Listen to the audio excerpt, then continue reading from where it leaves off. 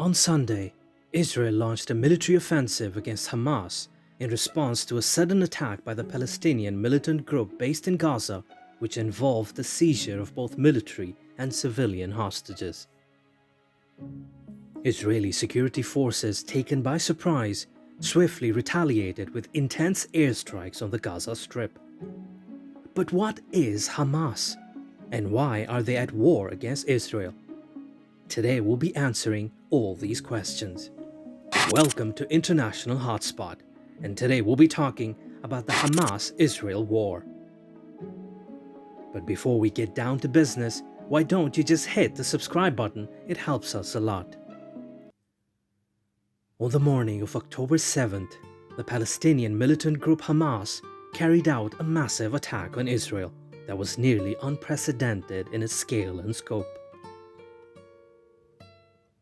Hamas fired rockets from Gaza and infiltrated its operatives across the border, where they engaged in firefights at 7 different locations in southern Israel.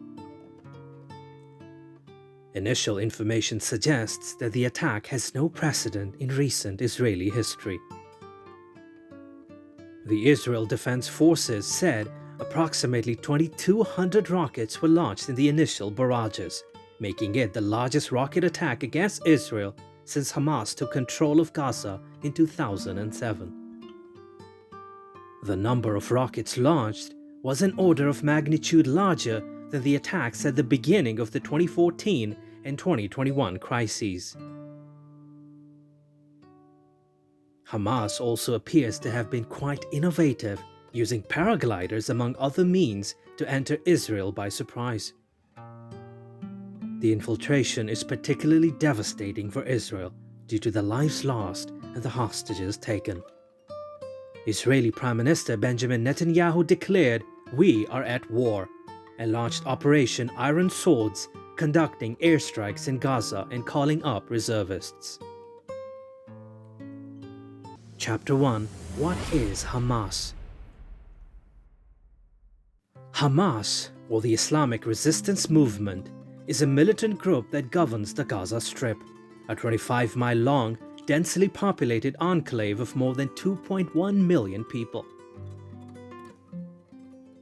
The group emerged in 1987 as an offshoot of the Muslim Brotherhood during the first Palestinian Intifada, or uprising, against the Israeli occupation of Gaza and the West Bank.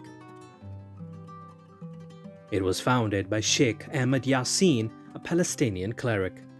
Its military wing, the Izz-ad-Din al-Qassam Brigades, was established around 1991. Unlike the Palestinian Authority, Hamas does not recognize the existence of Israel.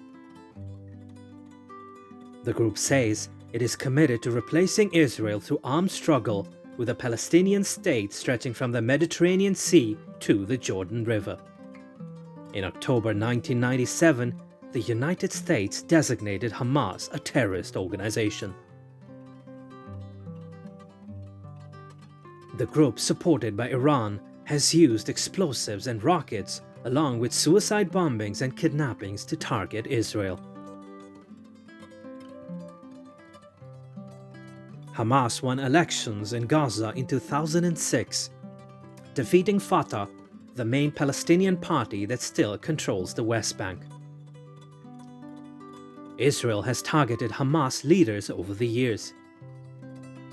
In 1997, Khalid Mashal, a top official, survived an assassination attempt by the Mossad, Israel's national intelligence agency, which poisoned him in Amman, Jordan. He was saved after Jordan detained the Israeli agents, and President Bill Clinton pressed Israel to hand over the antidote. Israel assassinated Yassin and another founding member, Abdulaziz Rantisi, in 2004, and killed Hamas military chief Ahmad Jabari in November 2012. Chapter 2. Why now? The coordinated attack by Hamas caught Israel by surprise, but comes after months of worsening tensions over violence at Al-Aqsa Mosque, as well as the punishing blockade and occupation of Palestinians. The presence of once friend Jewish supremacists and settler leaders in Netanyahu's hard-right government have further inflamed tensions with the Palestinians, as well as caused domestic strife inside Israel that has led to a perception of weakness. Palestinian anger also reached a boiling point in May 2021 over the proposed evictions of families from a Palestinian neighborhood in East Jerusalem, leading to clashes between protesters and Israeli forces that prompted Hamas to launch rockets at Israeli cities. There is also speculation that the attack was orchestrated by Iran, Israel's arch-foe, though Iran's ambassador at the UN has denied his country's involvement. Iran and Hamas also staunchly opposed the growing prospect of a historic peace deal between Israel and Saudi Arabia, something which might be thwarted if Israel's military response to the attacks provokes widespread anger in the Arab world. Diplomats say that if Saudi Arabia agreed to recognize Israel, it would lead other Arab states to do so. A series of such agreements would end decades of hostility between Israel and its neighbors dating back to 1948. All three sides, though, have complex conditions for such an agreement.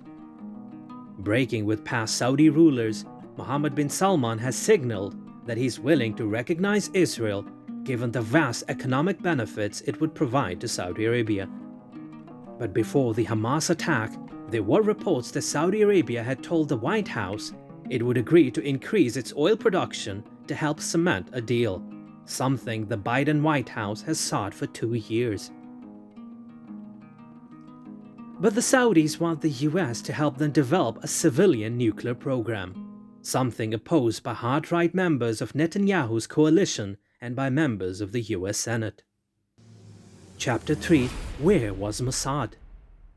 Mossad is considered as one of the deadliest and most efficient intelligence agencies in the world. But how did they fail in such a crucial time? With the combined efforts of Shin Bet, Israeli domestic intelligence, Mossad, its external spy agency, and even the assets of the IDF didn't see this coming, or failed to act on it if they did have a warning. Israel has arguably the most extensive and well-funded intelligence services in the Middle East, with informants and agents inside Palestinian militant groups as well as in Lebanon, Syria, and elsewhere. On the ground, along the tense border fence between Gaza and Israel, there are cameras, ground motion sensors, and regular army patrols. The barbed wire-topped fence is supposed to have been a smart barrier to prevent exactly the sort of infiltration that has taken place in this attack. Yet the militants of Hamas simply bulldozed their way through it, cut holes in the wire, or entered Israel from the sea and by paraglider. Chapter 4. What's next? Hamas militant commander Mohammed Daif has called on Palestinians and other Arabs to join the militants' operation to sweep away the Israeli occupation. A big question now is whether Palestinians in the occupied West Bank and East Jerusalem or elsewhere in the region will heed his call. Israel undoubtedly sees the potential for a war that could open up on multiple fronts. A worst-case scenario is that it could draw in the powerful Lebanese militant group Hezbollah. On October 8, Hezbollah launched a number of missiles and shells at northern Israel without causing casualties. Chapter 5. Conclusion. In the wake of the recent escalation in the Israel-Hamas conflict, we find ourselves at a crossroads of profound importance. The images of violence and devastation remind us of the heartbreaking toll that war extracts, not only in lives, but in shattered hopes and dreams. It is in these darkest moments that we must recognize the imperative of seeking peace over conflict. The quest for understanding, dialogue, and empathy should guide our way forward, for it is through these endeavors that we can dismantle the barriers that divide us. May our collective commitment to peace be unwavering, and may our shared yearning for a brighter, harmonious future transcend the confines of history's anguish. Let peace prevail, for it is in unity that we truly find strength, resilience, and hope. And on this peaceful note, it's time for us to call it a day. But we do hope that you liked the video and found it informative. Subscribe to our channel and don't forget to click the bell icon. Your valuable suggestions are very important to us, so do post them in the comment section, and I'll see you in the next video.